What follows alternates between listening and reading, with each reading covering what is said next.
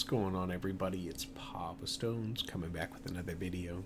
So today we're going to be going over the basics, things you need to know when you start playing Star Wars, you want to get into playing Star Wars, maybe some tips for players that have already played other card games, or people that just want to see if I'm here to drop any useful information to help their friends get into the game. We're going to jump right into this here. So when you're starting the game off, the first thing you got to decide is what type of deck you want to play. If you've played other card games, then you know the gist, but in most card games there is 3 to 4 types of decks. There is aggro decks, which focus on you dealing damage to the enemy base, basically never trading units into other units, just only attacking their base for the most part. There is situations, but for the most part you will be attacking the base. There's mid-range, which is what it sounds like. It is the middle of the pack. It's not necessarily always aggressive, but it's not control-y enough to be a control deck. Generally speaking, mid-range is decks like Boba Fett, Han Solo, things like that. Things that have staying power, want to play their cards on curve, and either want to hit the base depending on the situation, or hit minions in optimal situations. There's tons of options in mid-range. It's definitely, it's good. And then your other option is control, which is basically what it sounds like in a sense. You are trying to control the way the game plays out. So in a sense that a lot of the cards you're playing are not necessarily high cost, but a lot of the control cards are high cost. But it's things that like deal with the board. Say cards like Entrenched, while it gives a unit +3/+3, it can't attack the base. So like you could use that to slow down your opponent. There's cards like Power of the Dark Side, which destroy your opponent's card. Your goal is to survive until the later stages of the game, where your cards have more value because you're playing higher ended cards. And then the fourth deck, there's not really a lot of them currently, but there is combo decks. Like I said, there's not a lot really so far in Star Wars. I'm not sure with how the game plays that they will ever technically be combo decks, because you each take one action at a time. But there is that option. So from that, once you pick what style of deck you want to play, we're going to pair that with another, like a base card. So we're going to go over to the TCG player. I'm going to switch this right quick. So you have aspects, right? So like your leaders, say, has an aspect to it. So say you're playing Sabine Wren. Sabine Wren is considered an aggressive leader. She is red and white. So you can play red, white for sure in your deck with no aspect penalty. And then you could pair it with any other color base to have that color also included. So if you put in a green base, you would have red, green, and white cards that you could all play in aspect, which means they play for their cost. So in that sense, the best base options currently in set 1 are, you have the Energy Conversion Lab. This is pretty much considered the best base if you are playing a green color, because it gives a unit that costs 6 or less ambush. You have to pay the cost for it, but getting ambush for free is worth the 5 HP on the base. The other good 25 base is Tarkin Town, because it deals 3 damage to a damaged non-leader unit. and that gives you some control aspect. It helps you take out early stuff if you're playing against aggressive decks, what so and so forth. This is also one of the other bases that is pretty well considered to be playable at 25 HP. The rest of them are mostly just 30 HP bases. So things like the yellow, I think it's just the yellow and the blue. Sometimes the red base is also technically, you can take it out if you want, but most green bases are playing the Energy Conversion Lab for the added bonus. There are some control decks that play 30 HP bases, but the 30 HP base is good in a sense that you get 5 extra health for no effect. But like if you were playing yellow, you're either playing this or you're playing Jeddah City, and Jeddah City isn't that good because all it does is give a non-leader -4, so it sort of helps you trade in a sense, but you're losing out on 5 HP on your base to have to attack into something else, if that makes sense.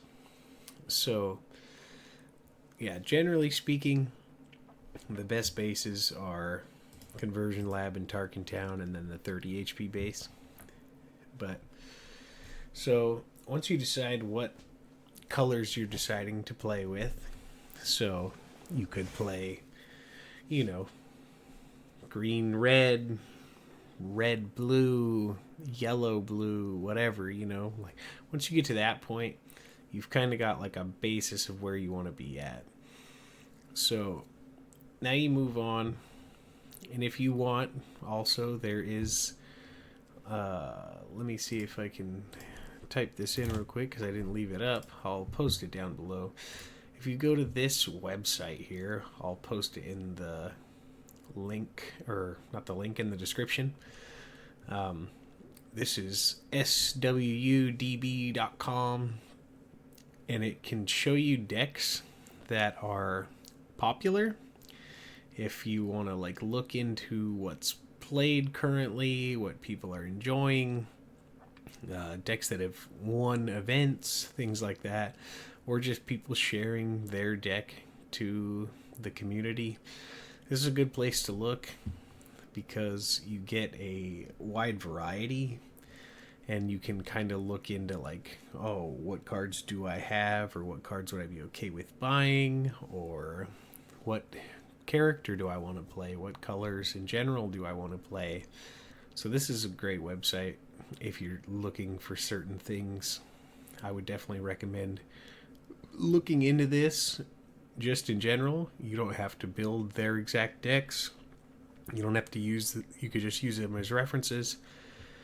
But that's besides the point. So after you decide kind of what you're going to play, what you want to play, or if you're still confused while you're reading through some cards, deciding what they do, you kind of need to know the game's keywords. So we're going to go over those. I have it popped up here. So currently in set 1, there is 8 different keywords. Generally speaking, they'll say what they do on them. Like if you look at this Rogue Squadron here, it says ambush in highlighted red, which means it's a keyword. And that says after you play this unit, it may ready and attack an enemy unit.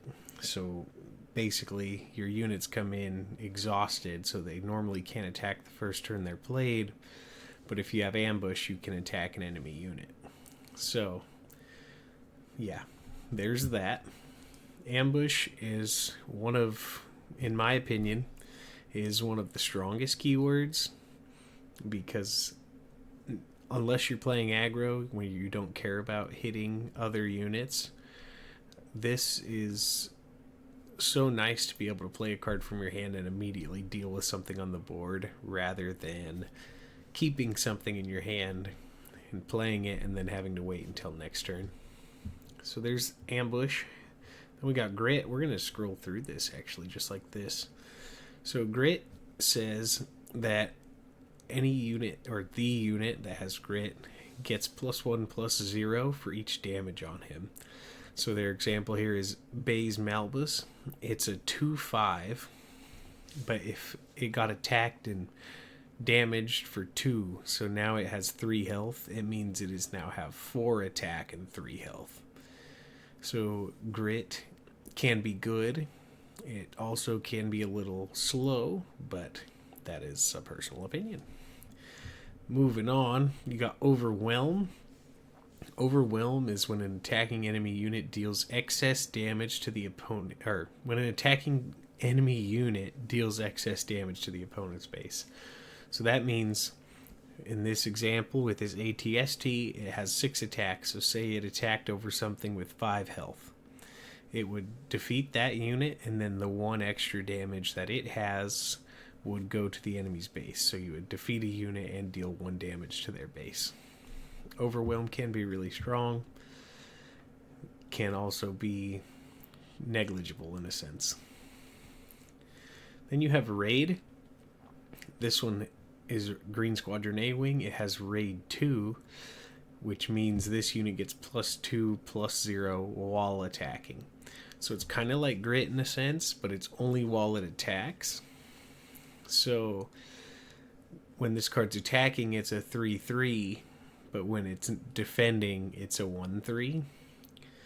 Raid is good, pretty much how it seems. It's good for offense and kind of bad for defense, but yeah, there's that. So then you move on, you got Restore.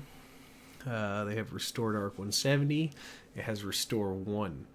And when Restore is when this unit attacks, heal 1 damage from your base. So anytime this attacks, whether it's attacking a base or an enemy unit, then you will take 1 damage off of your base and heal it. So yeah, Restore can be very helpful. Then you have Saboteur, which means when this unit attacks, ignore Sentinel and defeat the defender's shields.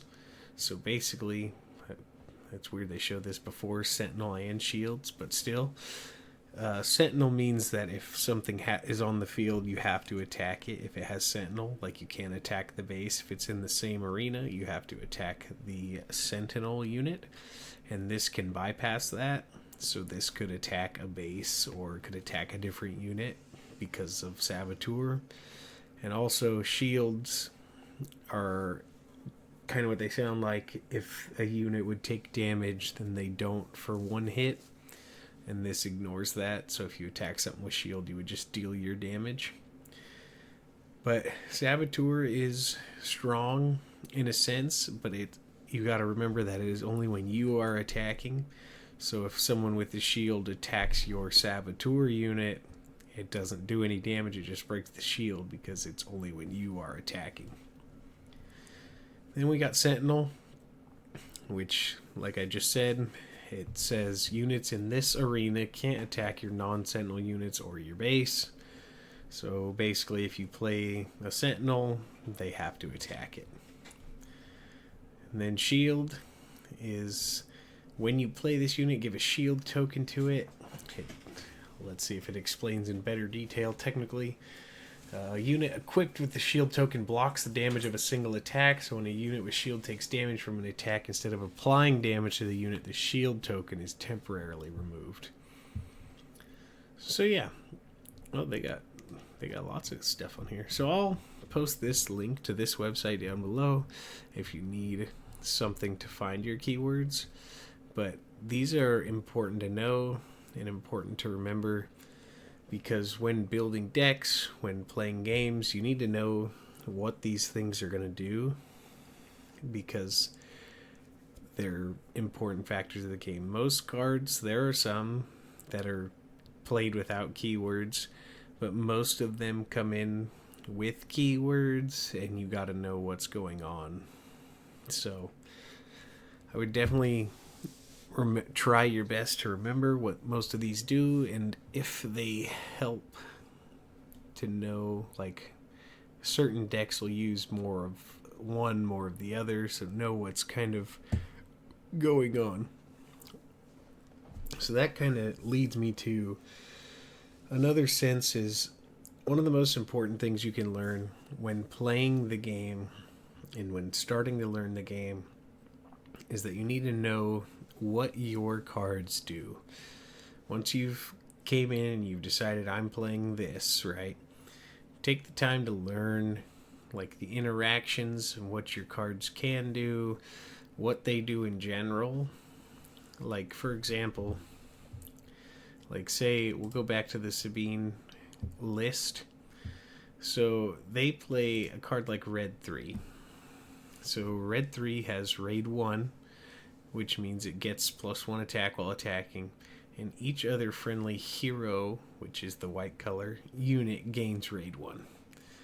So basically this card decides that your entire board gets to get +1 when they attack. So if you can choose to play this with other units on the field, it's always going to be better than just playing it by itself, you know?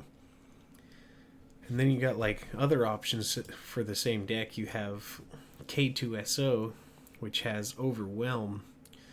When defeated, for each opponent, choose one. Either deal 3 damage to that player's base or that player discards a card from their hand. So you just need to take the time to read through the cards that you're playing and make sure you have like a cohesive idea of what they're doing and what your ultimate goal is in the game.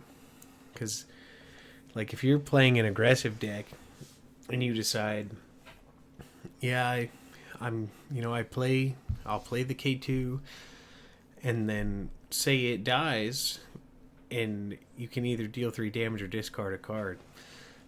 If you're playing aggressively, you're almost always dealing 3 damage because you don't care about one card in their hand if you're trying to get their base, you know? So you got to know like the interactions of how your cards work and what your goal is to achieve victory. Which kind of leads to the next point is you don't have to know, I guess, but you can't be afraid to read your opponent's cards, because unless you're very into the game, like you play a lot, you watch a lot, you're very into the game, right? You won't know what every card does. So if your opponent plays something and you have no idea what it does, just ask, like, can I read that? And then you can read the text on it or whatever. Most people, you can ask them what does it do and they'll tell you, but it's a better habit to read it yourself so you know what it does rather than someone else explaining it to you. So just because information is the most important thing in any card game, knowing what the opponent's trying to do and knowing what you can do to either counter that or play around it is super important. So say if your opponent plays a Super Laser Blast, right, which is a control card, it just says defeat all units. If they just play that and said, okay, now what, you'd pick it up, you'd read 3 words, and you'd be like, okay, that's all there is to it. But then there's other cards, like things like Avenger, right? This one's kind of common right now because there's a lot of blue control decks going around. But say you've never played before. If someone plays this down, you read it, and then it's like, okay, so now I got to figure out how am I going to play around this, because basically this card, unless dealt with, will be taking out one of my units every turn, right? So that is something to do. It's definitely worth reading into other people's cards, knowing what your cards can do, etc. Now we're moving on to something that's real simple to learn. On top of the last part is understanding your cards / your opponent's cards, reading them, is you got to know and be mindful of yours and your opponent's high impact turns. So for example, we're gonna keep going back to Sabine because I think Sabine is the easiest deck to pick up for a new player because it is aggressive. You don't have to focus on a lot of trading. It's mostly just playing units, attacking base. So we're gonna bring up Sabine. So her best turn, 95% of the time, is the 4 resource turn. When the leader can deploy is generally everybody's highest impact turn. There is exceptions to that, obviously, but 90% of the time, the deploy turn is the most important turn for every deck. So on turn 4, they're going to be flipping up their Sabine Wren, which would switch to this 2/5, on attack, deal 1 damage to enemy base. So they get to do that for free, and then they can play 4 resources worth of cards, like a K2 or a red 3 or something like that. And then that is like their highest impact turn, right? So if you know this is coming, like say you're playing a blue deck, right? Let's see here, I'll go, if you're playing it like a control deck,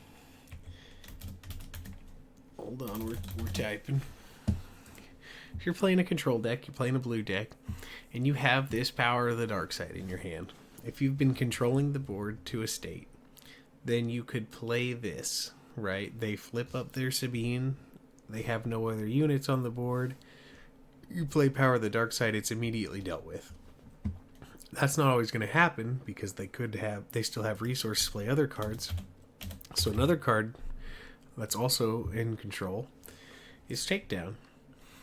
It's defeat a unit with 5 or less HP remaining, and Sabine comes out with 5 HP. So when I play into the Sabine matchup, if I see a Takedown in my opening hand, I'm holding on to it the entire time until the Sabine comes out. If I was not playing against Sabine, I might resource the Takedown because it's not needed, but against certain decks, it is crucial to have said card, So know the enemies and your best turns, right? Because that will swing the entire course of a game. Like turn 5 resources, I guess, is like Boba Fett, which is a kind of common deck. It's kind of falling off a little bit, but Boba Fett comes out at 5 resources, so this is their huge turn because they're going to start readying resources. You have to be prepared to deal with it, know when it's coming, and see what you can do to play around it. But this is all something that comes with practice and with time and a bit of research here and there. So the last few things, I don't have a whole lot because I don't want to go into like what to resource and what not to resource and stuff like that. That's all matchup dependent. But we're going to talk about stat thresholds, which is a little bit advanced, but like when comparing 2 units. So, for example, we're going to use Battlefield Marine, and we'll get rid of this one. Oh, we might as well use this one. Why not? So if you play, say this is your first turn, right? You're at 2 resources. You play a Battlefield Marine. It's got 3/3. Your opponent plays something. Nothing. Let's say nothing for some reason. And then you're the opponent next turn, right? You play a red 3, which is a 2/3 with raid 1. This Battlefield Marine is going to immediately kill the red 3, and then you're miles behind, right? So, as much as I feel like health is an important stat, at the same time, like a 2/3, there's a lot of 2/3/2 costs, right? Like, there's this guy, which is a super playable card. It does a lot. When you play a green unit, it heals 1 damage from your base, right? So it's good to like heal yourself and keep up, not dying in control or mid-range style decks and whatnot. So this card is good, right? But say your opponent plays this card on turn 1, the 2 resource turn, and then you play your Battlefield Marine, right? Your 3/3. It's always going to run into it, and then you're behind because they get to keep their unit with 1 power or 1 health left, but it can still attack, it can still trade. So, like, health is good to an extent, but only if it's like higher numbers, if that makes sense. Like, so there's a card like this, Seventh Sister. So this is a 3/6. Normally speaking, for 5 cost, you wouldn't want something with 3 attack because it's not doing a lot of damage. And 6 health is kind of meh, you know? Like, I mean, it's high enough health to avoid most things. But the fact that it's only got 3 attack kind of hurts you. Whereas something like, let's see here, like Syndicate Lackeys. This is a 5/4 with ambush. After you play a unit, it may ready and attack an enemy. So in that situation, say you have this 5 cost card and that 5 cost card, this wouldn't kill that unit, right? But the other unit wouldn't kill it. So stats are important in a sense, right? Because so now if they both stick around, this card can technically hit something else for 5 damage. They're both at 1 HP, so you could have this trade into something that has 5 health, but then her thing could only trade into something with 3 health. I mean, granted, that has an ability, but that's kind of besides the point, I guess.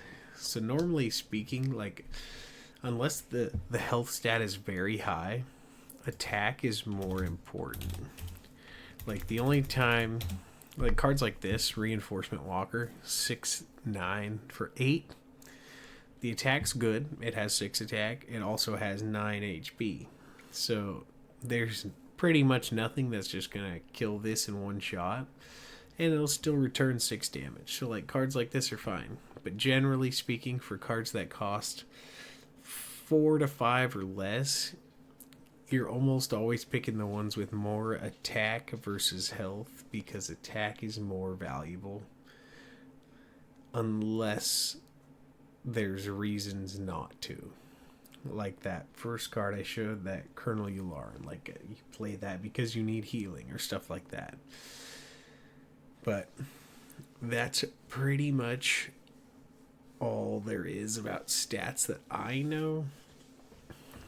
Like, someone else could probably take it a little bit more in depth, but when I'm personally building, it's, if I'm looking at stats, I'd take the higher statted stuff unless the ability on the card is worth the worse stats.